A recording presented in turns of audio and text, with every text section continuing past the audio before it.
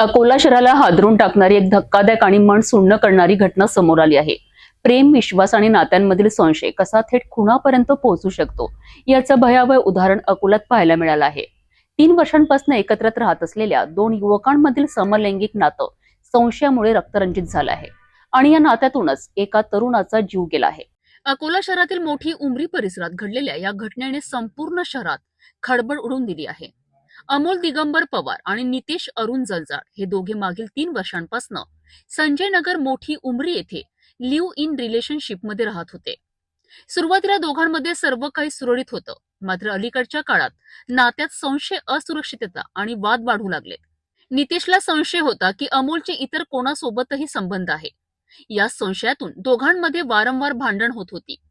बुधवारी रात्रीही याच मुद्द्यांवरून दोघांमध्ये तीव्र वाद झाला। नितेश बाहेरून अमोलसाठी जेवण घेऊन आला होता, मात्र जुन्या संशयामुळे वाद पुन्हा उफाळून आला आणि तो थेट हिंसाचारात बदलला। रागाच्या भरात नितेशने लाठीकाठीने अमोलच्या डोक्यावर आणि चेहऱ्यावर जोरदार वार केलेत। या अमानुष मारहाणीत अमोलचा जागीच मृत्यू झाला। गुरुवारी सकाळी नितेश घराबाहेर धावत येत आरडाओरड करू लागला। त्याचा आवाज ऐकून परिसरातील नागरिक घटनास्थळी जमा झालेत। माहिती मिळताच सिव्हिल लाईन पोलिसांनी तात्काळ घटनास्थळी धाव घेतली। अमोलच्या शरीरावर गंभीर जखमा आढळून आल्याने पोलिसांना संशय बळावला। सखोल चौकशीत नितेशने अखेर गुन्ह्याची कबुली दिली आहे।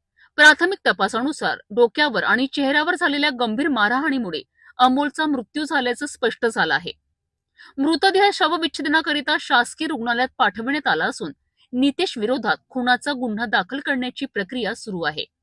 पोस्टमार्टम अहवालानंतर मृत्यूचं नेमकं कारण स्पष्ट होणार आहे।